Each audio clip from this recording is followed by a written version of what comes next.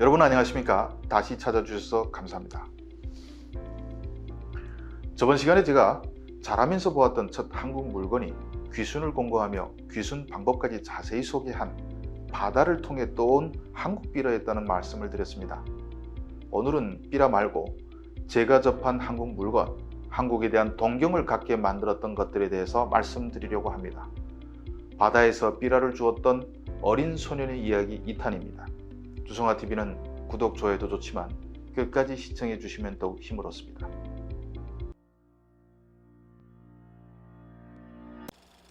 어렸을 때 저는 태풍이 왔다 가면 아침이면 가슴이 두근거렸습니다.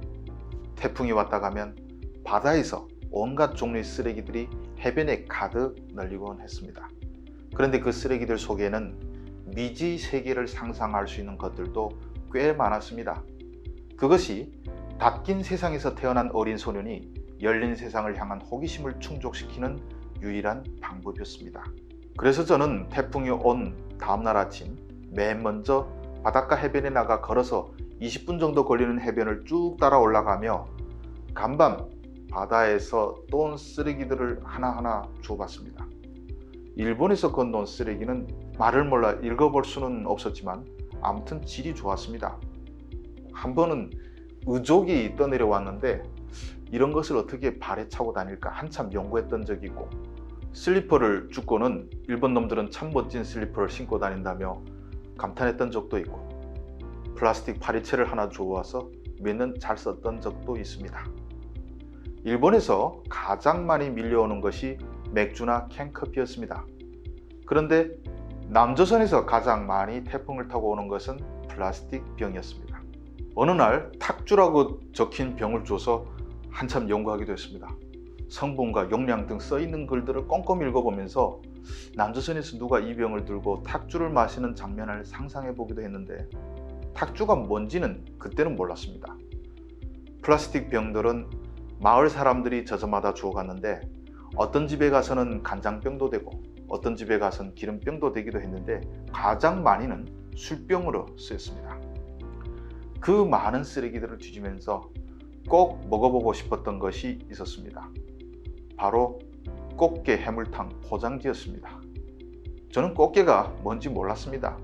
그럼에도 포장지 그림을 보니까 동해에서 잡는 게와 다른 모양의 게가 딱 그려져 있고 군침이 저도 모르게 쑥 넘어갈 정도로 빛깔 좋은 해물탕이 김을 몰몰 피어올리고 있었습니다. 딱 보기만 해도 맛있겠다 싶어 너무 구미가 돌았습니다. 들었다는 성분을 읽어봐도 계란이니 밀가루니 하면서 너무 구미를 돋우는 것들이었습니다. 그런데 생산지를 보니까 인천광역시 무슨 구 무슨 공단으로 돼 있어 계속 궁금했습니다. 집에 걸려있는 지도를 보면 인천은 서해인데 그곳에서 어떻게 이런 포장지가 동해 북단이 끝까지 흘러왔는지 정말 이해가 되지 않았습니다. 여기 와서 보니 라면 공장이 어디 있던 전국 수표들에서 다 팔리는 것을 그땐 알 리가 없었던 것입니다. 꽃게탕 말고도 라면 포장지들이 여럿 있었는데 그걸 보면서 남조선 물건도 일본 물건 못지않게 멋지게 포장 잘 됐네. 남조선도 정말 일본만큼 많이 발전했나 보지 하고 지레짐작하곤 했습니다. 제가 20대 후반에 한국에 와서 보니 제가 봤던 그 꽃게 해물탕은 찾지 못했습니다. 대신 온갖 종류의 먹음직스러운 포장지를 가진 라면들이 산더미처럼 쌓여 있었습니다. 저는 9살에 보면서 군침을 삼키던 꽃게 라면을 29살에 먹었습니다. 먹어보니 너무 맛있었습니다. 그런데 더 입맛에 맞는 라면이 많아 꽃게 라면은 밀려났습니다. 지금은 저는 라면 하면 무파마인데 계란 탁 풀어놓고 먹는 걸 좋아합니다. 바다에서 봤던 탁주, 그러니까 막걸리는 너무 마셔서 제발 내 앞에 띄지 않기를 기도할 정도입니다. 1999년쯤에 옆집 사람이 바다에서 해산물을 채취하다가 포장이 그대로인 일본 사발 라면을 하나 줘온 적이 있었습니다. 그걸 들고 와서 자기 식구는 물론 우리 식구까지 다 불러서 사발 라면 하나 놓고 7명이 모여 앉았습니다.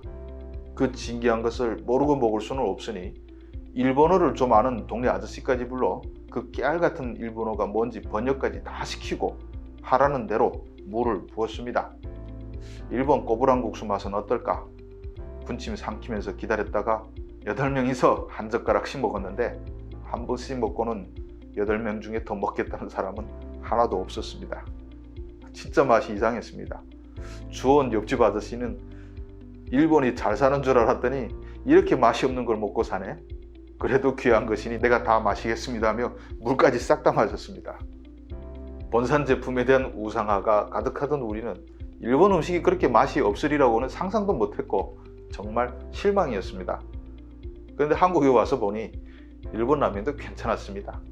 그때 건진 라면은 유통기간은 지나지 않았지만 몇 달을 햇볕이 쨍쨍 내리쬐는 바다를 떠오다 보니까 분명 변해버렸던 것 같습니다. 썩은 라면 먹고는 일본 사람들이 이런 걸 먹고 사는가며 화를 했던 것이죠. 그렇게 바다를 헤매면서 플라스틱 병과 라면 껍데기를 주면서 전혀 들을 수도 볼 수도 없었던 미지의 세상에 대한 꿈을 꾸던 소년이 탈북한 뒤 인생이 확 변했습니다. 오자마자 메이저 언론의 기자가 됐고 국제부 기자로 10년 넘게 일하면서 전 세계 각국에서 1시간에도 몇백 개씩 올라오는 외신을 챙겨보면서 세계가 어떻게 돌아가고 있는지를 실시간으로 체크하게 된 것입니다. 바닷가의 어린 소년은 정말 승진한 것입니다. 이건 한 번도 꿈을 꾸지 못했던 멋진 일이고 목숨 걸고 남행길에 오른 대가를 분수높게 받은 것이라고 생각합니다. 지금의 북한은 제가 살던 때와 완전히 변했습니다. 돈만 있으면 한국 라면, 소주 얼마든지 몰래 사서 먹을 수 있는 사회가 된 것입니다. 아마 한국 물건을 보지 못한 사람이 없을 것이고 한국 영화나 드라마 CD도 많이 퍼졌습니다. 그럼에도 저는 북한 바닷가 마을 어디에선가 30여 년 전에 한 어린 소년이 그랬던 것처럼 태풍이 지나간 뒤 떠내려온 쓰레기를 집어들고 호기심에 반짝이는 두 눈으로 살펴보는 소년이 분명히 있을 것이라고 믿습니다. 세상 밖 그 동네에서는 누구도 가르쳐주지 않는 바다 건너 세상에서 밀려오는 쓰레기 더미를 연애 편지를 기다리는 심정처럼 두근거리면서 말입니다. 오늘 이야기는 여기서 마치겠습니다. 시청해 주셔서 감사합니다.